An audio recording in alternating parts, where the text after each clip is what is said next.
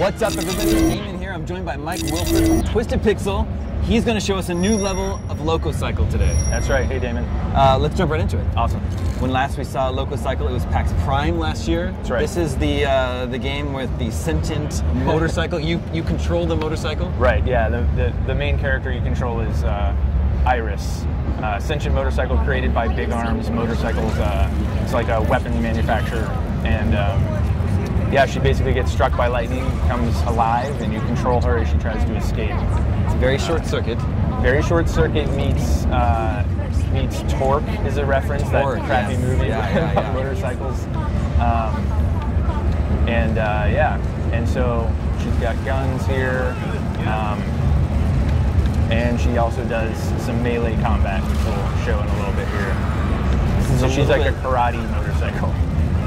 It's a little bit later in the game. Yeah, we've seen before. Right. So at PAX Prime we showed one of the very early levels, and now we're showing this is in the canyon section of levels, which is pretty cool. And this particular set of levels shows off more of the game's transitions between like gameplay and a lot of our cinematic moments.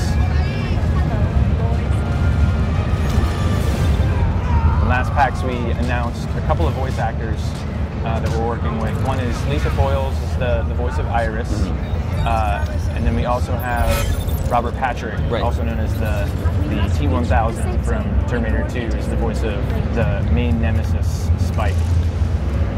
And at this PAX we're announcing the voice of Pablo is being played by Freddie Rodriguez. Oh, nice. Who we're a huge fan of. What's Pablo's story? How is he? He's obviously connected to Iris. Right. Physically. Literally. And he's pretty much there the whole time.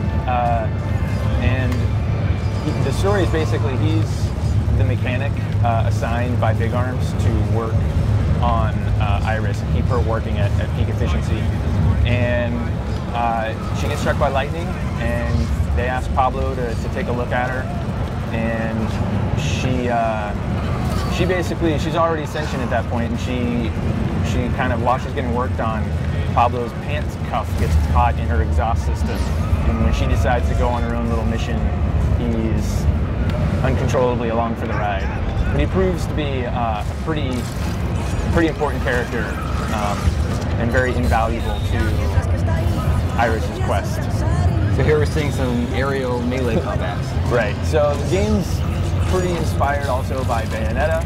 Nice. Honestly, I mean, this game's like, it's very hard to pick references because we don't really know anything else that's like this. That's kind of what you guys at Twisted Pixel are known for. Just mashing a bunch of other stuff together. This Splosion Man has, more pop culture references than anyone could count. Yep. So. And you're still the only person I think who's got all of them. Yeah, so, a little bit of like Arkham Asylum with the combat system, because we're trying to like keep it, simple, but you could just button mash all day long if you want to, but you really should go deeper in order to earn, more points and unlock more moves that she has later.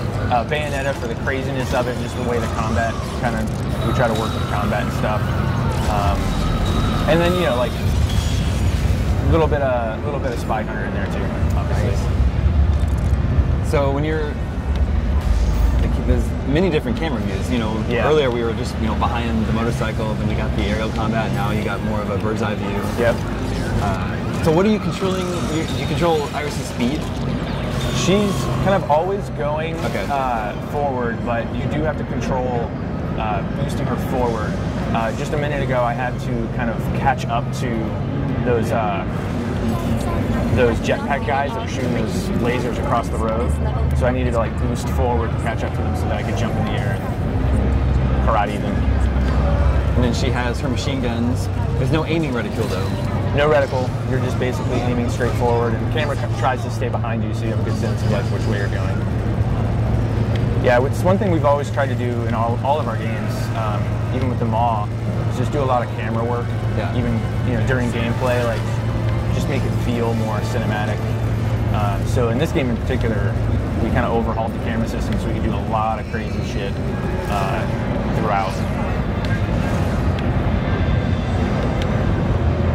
And then in the the HUD just went away, but you've got health and speed. Is it speed being shown? What's like the major? Yeah, we got her guns like need some kind of cooldown sometimes, so we've got some HUD for that.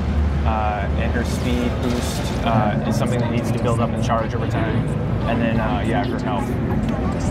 So here we're also showing in this level, these set of levels show off a lot of like the blending between the gameplay and some of our kind of quick time events that we're really excited about and proud of. We think they turned, particularly in this level, turned out really well. So I'll show these off to you.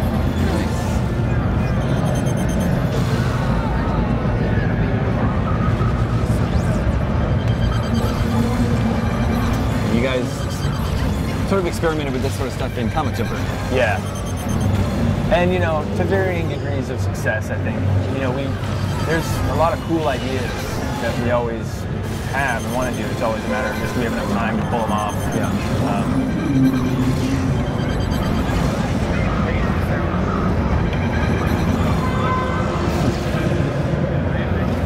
So throughout all of the levels in the game, there's just all sorts of crazy shit going on. Like, you know, she's got levels where she's, you know, on water and like going through the tundra and just all sorts of different places that she goes.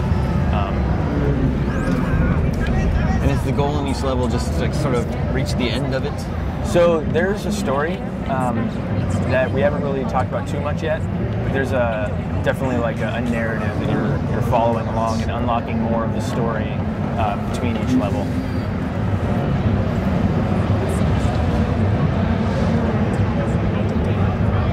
Here we're introducing a new villain.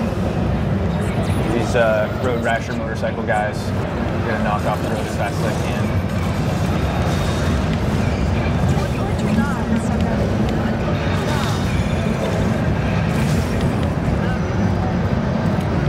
Will you get to upgrade the motorcycle as you play it? Yep, you'll see it. You'll see at the end of the level we have a whole upgrade system based on how well you do in the combat. Of course, you'll like the better you do, the more you're rewarded with points, and you can upgrade your moves and stuff.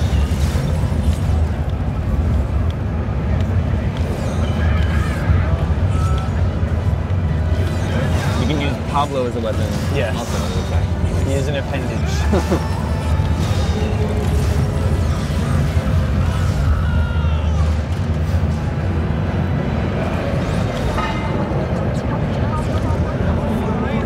Also, one of the main like thrusts of the game is that it's really a buddy comedy at heart. It's, you know, Iris is on her mission, and Pablo speaks Spanish, and he doesn't understand what Iris is saying.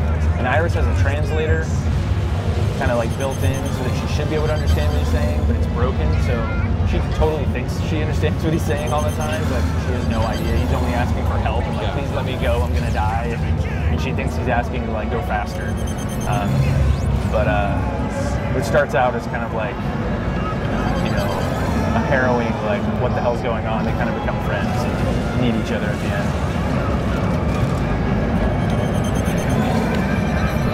And then it looks like there are like checkpoints throughout the level where you're sort of graded on your performance. Yeah.